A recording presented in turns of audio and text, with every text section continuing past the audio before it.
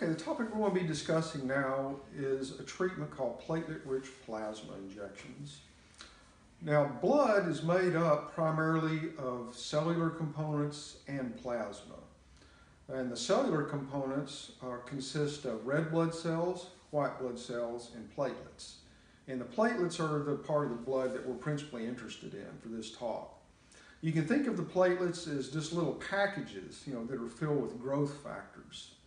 And the way it's supposed to work is when the blood flows to an injury site, the inflammatory chemicals that are released by the injury site will trigger the platelets to spew out these growth factors.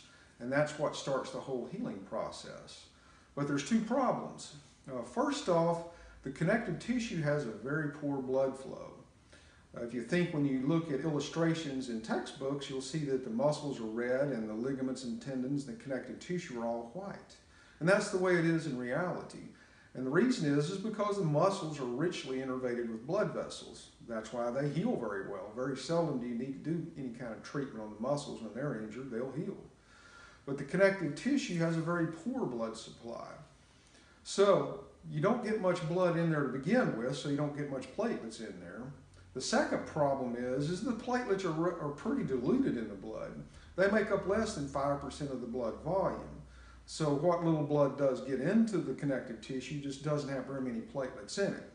And that's also why it doesn't work very well just to inject whole blood directly into the connective tissue, because there's not that many platelets in it, and the iron that's in the red blood cells, in the hemoglobin of the red blood cells, actually seems to interfere with healing.